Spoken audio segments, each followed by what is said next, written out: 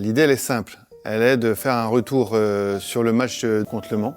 Alors, pas un retour où on va reprendre toutes les séquences, où on va voir là c'est bien, là c'est pas bien, là c'est très bien.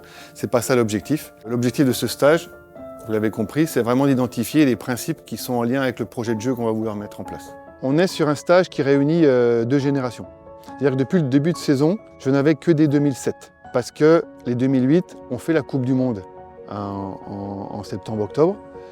Et l'idée, c'était de dire, on les laisse digérer leur Coupe du Monde. Et puis à partir de la deuxième partie de saison, on a refait en janvier une petite revue d'effectifs des 2008. Et l'idée de ce stage-là, c'était de dire, on fait un focus sur ce qui a été fait avec les 2008, mais avec les 2007 dans la pièce aussi. Après, on va faire un focus avec les 2008 pour que les 2008 se rendent compte que ce qu'elles ont fait correspond aux intentions de jeu qu'on développe déjà avec les 2007 depuis le début de la saison.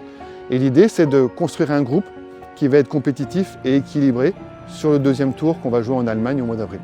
Donc sur ce match-là, on a en 3 jours travaillé de manière très rapide pour identifier des principes défensifs et offensifs qu'on voulait attendre dans un système et dans un deuxième système.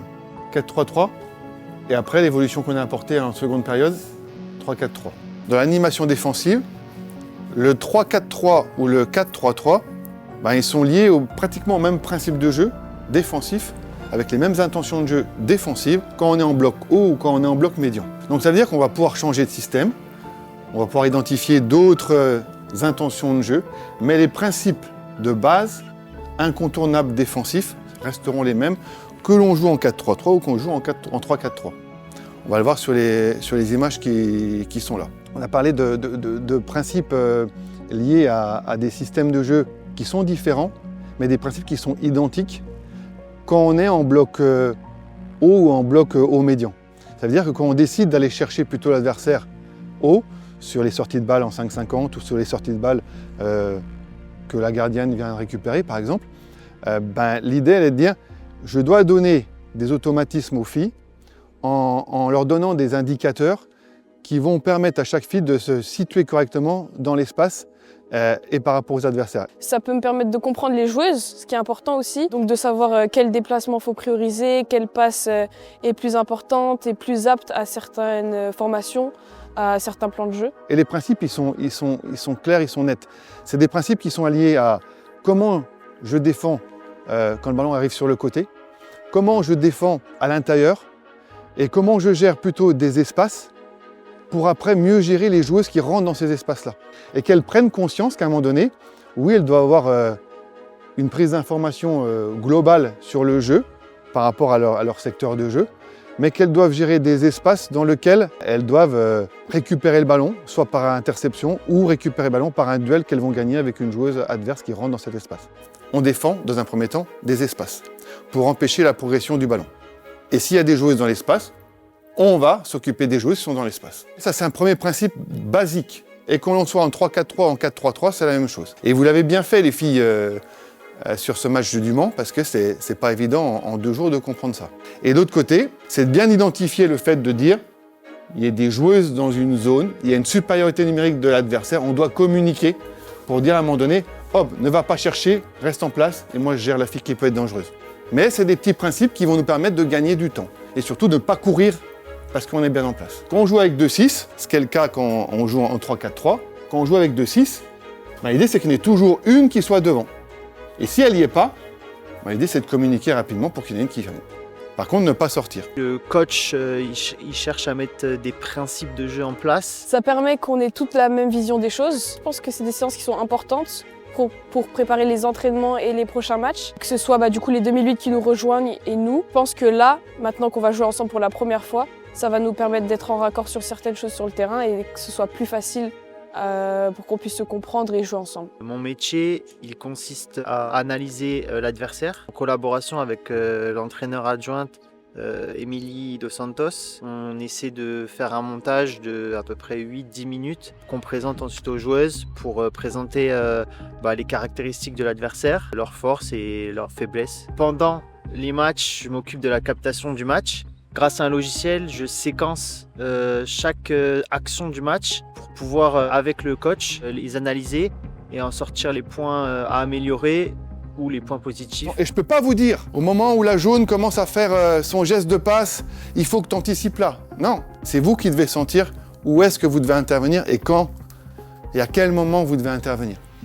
Et c'est ça qui est intéressant dans le foot, c'est que vous pouvez avoir un entraîneur, l'entraîneur qui veut vous téléguider, il a tout faux. Parce que ça n'existe pas, ça. Dans un match, c'est vous qui allez décider, c'est vous qui allez faire le choix de dire je viens me positionner, j'anticipe pas, je ferme cet espace-là ou j'anticipe la passe qui va aller là-bas. C'est tout le timing qui fait la différence entre une bonne joueuse et une très très bonne joueuse qui sent le jeu. Je pense que c'est une bonne chose parce que certes, il y a des grosses consignes, il y a un plan de jeu à respecter, mais quand on est sur le terrain, c'est important d'avoir entre guillemets une liberté parce que ce qu'il a demandé, sur le moment même pendant un match, ça se trouve, c'était pas cette solution parce que ça peut dépendre des adversaires, si on est mené, etc. Donc c'est bien d'avoir quand même une petite liberté tout en respectant les grandes consignes. Il faut qu'on donne des repères, mais que derrière, elles sont en capacité, elles aussi, de communiquer pour dire c'est peut-être une séquence de jeu qui n'était pas prévue, mais juste par une communication. On échange les joueuses, ou c'est moi qui vais, moi je reste, ou n'y va pas parce qu'il y a des joueuses qui rentrent dans l'espace latéral. Et puis si la joueuse elle est là-bas, c'est pas grave, laisse-la avec le ballon, ces attaquantes elles vont coulisser tranquillement. C'est toute une histoire de communication, mais qui prennent en compte des repères qu'on a évoqués tout de suite. Quoi. Regardez le positionnement ici. Ça revient en trottinant. Non, ça ne doit pas revenir en trottinant. Ça doit revenir à 100 km/h. Qu'on soit la première à la 90e minute, on ne doit pas laisser faire tout ça. Rachel, elle doit gérer le retour ici ou le retour là. Toi, tu dois gérer ici. D'accord ? Gabi, elle va venir refermer là, il n'y a pas de souci derrière. J'ai répondu à ta question ? C'est toute une histoire d'équilibre. Mais ça demande aussi de la com. On a un football qui est plutôt total, c'est le mot qu'on emploie. C'est que par exemple, même si on est 6 ou 8, on peut se retrouver à droite, à gauche, en défense, tout ça. Et le principal, c'est pas le numéro qu'on porte sur le dos ou notre poste. Le principal, c'est d'occuper chaque espace pour soit permettre de bien attaquer ou de bien défendre. Que tu sois latéral ou que tu sois excentré ou que tu sois milieu de terrain défensif ou offensif, si à un moment donné tu es milieu de terrain offensif et tu te retrouves excentré, tu dois être en capacité de garantir l'équilibre de l'équipe défensivement. Donc de comprendre les grands principes collectifs que l'on attend et donc les comportements qui vont avec. Plus on est bas, plus on doit mettre de la densité autour du porteur du ballon. Si on va chercher haut, l'idée c'est de bien gérer les espaces pour les empêcher de progresser.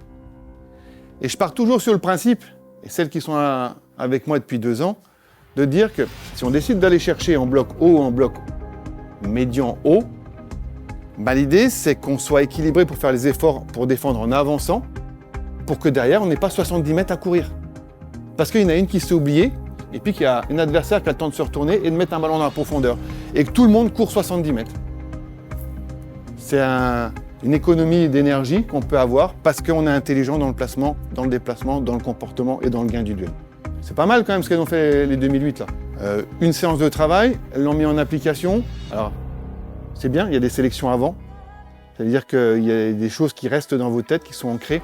Et les sélections nationales, ça doit servir à ça. Moi, ce que j'attends, c'est d'avoir beaucoup de mobilité à l'intérieur du jeu et d'avoir des relations entre des joueuses intérieures et extérieures du terrain, c'est-à-dire des joueuses qui sont excentrées ou milieu de terrain offensif ou défensif, et puis qu'il y ait du mouvement en permanence pour permettre vraiment de mettre la prise d'information d'adversaires en difficulté.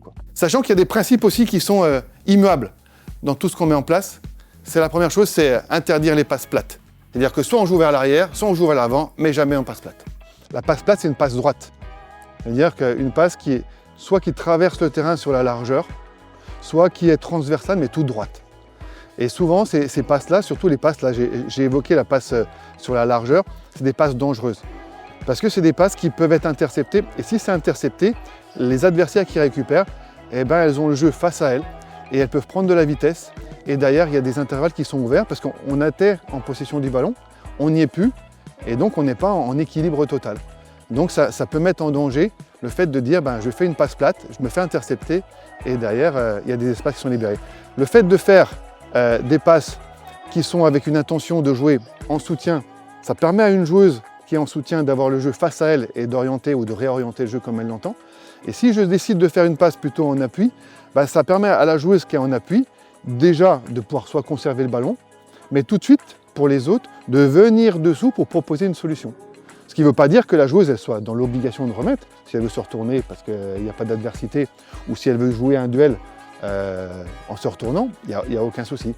Mais il faut que ça soit de manière réfléchie et qu'il y ait une intention derrière. Une passe plate pour se débarrasser du ballon pour qu'il aille de l'autre côté, moi ça ne m'intéresse pas. Une bonne passe, pour moi, ce serait une passe... ça dépend aussi de où tu es sur le terrain, quel est le but de la passe et tout, mais une passe bien appuyée. Et comme il a dit, sur le bon pied, c'est super important pour mettre dans les bonnes conditions notre coéquipière. Et aussi, ça permet de garder le temps d'avance, de conserver la balle, etc. Donc chaque passe est différente, mais c'est super important qu'elle soit pas trop 2 cm à côté. Enfin, un petit détail, ça peut changer beaucoup de choses quoi, pour la conservation du ballon. Donc le principe de base, c'est si j'ai quelqu'un dessous et que je ne peux pas me retourner, eh ben, je joue directement à la personne dessous qui, elle, est face au jeu. Offensivement, moi, je vais être exigeant sur quoi? Sur les déplacements, sur le rythme que vous mettez dans les propositions que vous donnez au porteur du ballon. Et après, je vous laisserai dans la créativité totale. Je vais vous en montrer plein de cheminements de jeu, il n'y a pas un problème. Mais après, c'est à vous, de par les principes de base, mouvement à l'intérieur, mouvement sur les côtés intérieur-extérieur et projection dans la profondeur. Ça sera à vous de trouver les bons timings. Et nous, notre objectif du staff, c'est de vous aider à trouver ces bons timings-là. Nous, dans notre génération, en équipe de France, on a beaucoup de vitesse sur les côtés. Et donc les transitions, c'est quelque chose qui peut nous être d'un très bon apport offensif comme défensif. Parce que dès qu'on récupère, on peut lancer un ballon pour envoyer nos flèches sur les côtés en attaque. Et les envoyer aussi pour défendre, parce que c'est important. Et du coup, je pense que les transitions, c'est un de nos points forts dans l'équipe. Là, on prépare le second tour de l'Euro, de la qualification à l'Euro, qui se passera en Allemagne, donc contre l'Allemagne et 2 autres pays. Là, on vient d'arriver, on a fait des tests et juste une séance, donc les 2007 et les 2008, on n'a pas encore eu le temps de vraiment apprendre à se connaître sur le terrain. Mais là, il y a 2 matchs qui arrivent. Contre l'Italie et la Norvège en Espagne. Sur les retours vidéo, je pense qu'on va bien réussir à se compléter les 2007 et les 2008. Leur qualité, ils ont de l'expérience, on en a différentes, donc je pense que ça peut bien marcher et je le sens bien. En fin de compte, c'est une philosophie qu'on met en place par rapport à un projet et des principes qu'on identifie au départ.